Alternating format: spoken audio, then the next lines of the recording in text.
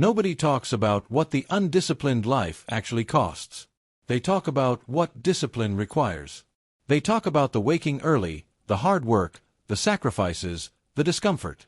They frame discipline as something you pay for. But nobody accurately accounts for what you are already paying every single day you are without it.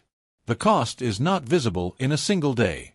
It is not visible in a single week. But it is real, it is compounding, and by the time most people notice it, they have been paying it for years without ever seeing the invoice.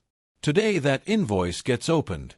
The first cost is the one that drains the most energy while producing the least results: the mental load of unfinished business. Every task you have not completed, every decision you have been avoiding, every commitment you have made to yourself and not kept, your brain does not archive these.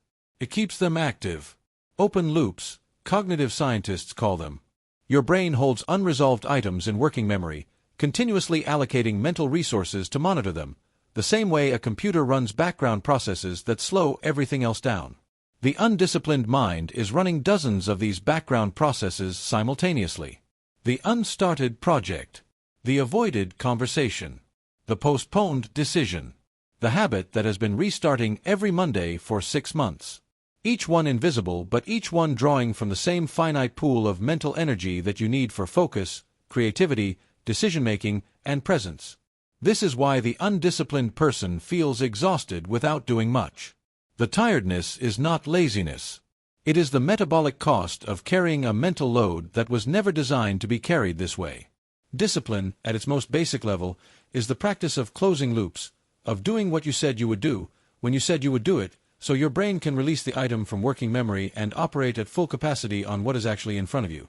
The second cost is one almost nobody measures: the compounding gap between your current self and your potential self. Every day of undisciplined living does not simply produce zero growth. It produces a widening distance between where you are and where disciplined action would have taken you by now. This gap is invisible in the present moment, but catastrophically visible in retrospect. Think about any skill, any body of knowledge, any physical capacity you could have been building consistently for the past 2 years. Not perfectly, not heroically, just consistently, 30 minutes a day, 5 days a week, for 2 years. The person who did that is not slightly ahead of the person who did not. They are operating in a completely different category. The compound interest of consistent disciplined effort over time does not produce linear improvement. It produces exponential separation. The undisciplined mind does not experience this separation as loss in real time. It experiences it as the vague sense that other people are ahead, that you are somehow behind where you should be, that your potential is something you can feel but cannot quite reach. That feeling is not vague. It is precise. It is the compound gap, measured in every day the action was available and not taken. The third cost is the most personal and the least discussed: the erosion of self-trust. Every time you make a commitment to yourself and break it, every skip session, every restart that does not happen, every standard you lower quietly because holding it felt too hard, you send a message to the deepest part of your operating system. The message is, your word to yourself does not mean anything. This message accumulates. And as it accumulates, something critical deteriorates. The ability to believe yourself when you make a new commitment. The confidence that your intentions will translate into actions. The sense that you are someone who can be counted on, by yourself, for yourself, in the private moments where no one else is watching and the only accountability is internal. Self-trust is the foundation of every form of genuine confidence.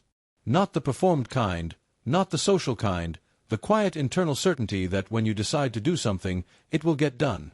The undisciplined mind spends this currency faster than it earns it, until the account runs so low that new goals feel meaningless before they even begin, because some part of you already knows you will not follow through. Rebuilding self-trust does not require dramatic gestures. It requires kept promises. Small ones. Consistent ones. A commitment made and honored, then another, each one depositing something back into the account that the undisciplined pattern has been withdrawing from for years. The invoice is now open.